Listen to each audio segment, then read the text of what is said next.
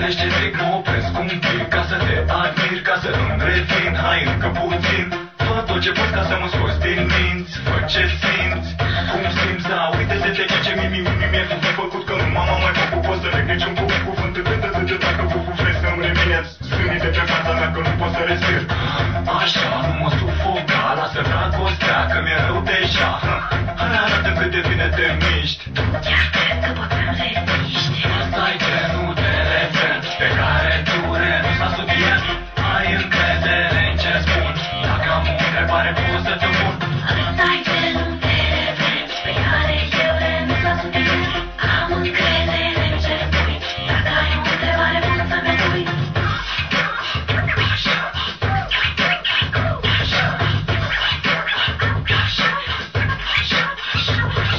Știi că nu mint, Da, de câte ori am auzit. zic doar ce simt. Ai liniștit că o să mă conving. Ok, dacă vrei să mă nebunești, să mă zăpăcești, să știi că reușești. Eu vreau să te am, să te atrag, să te dezbrac, să te satisfac, îți fac pe trac. Sunt stilat, dau totul pentru tine, nu numai în un pac fac tot ce pot să-ți fie bine cu mine, reține că mi-am stă în piele să vorbesc în neștire cu nimeni.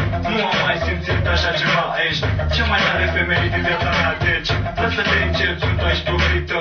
Lasă-mă să te fac fericit, că știi că n-ai nimic de pierdut. Nu mai sunt la fel ca la început, știu acum ce-ai de făcut, să te aduc în acel punct. Ăsta-i genul de refren pe care tu renunți la subiect. Ai încredere în ce spun, dacă am o întrebare pot să te pun. Ăsta-i genul de refren pe care eu renunț la subiect.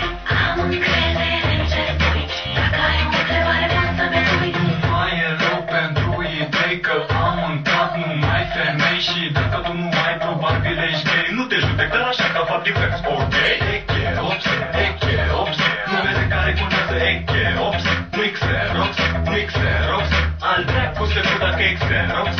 Bun, acum că e totul lămurit, mă întorc la femeia care m-a nebunit. Cum ziceai că te cheamă, nu mai contează, important este că nu ce face până dimineață. Uite, nu vreau să fii cu minte, că nu te prinde, vreau să faci exact ce îți trece prin minte. Fără cuvinte, limbajul grupului să ne reprezinte. Ce spui tu, vrei dragoste, eu vreau doar sex. Tu vrei decent, eu vreau pervers. Deci, spune repede ce-ai de făcut, că după 3 zile simt nevoia să te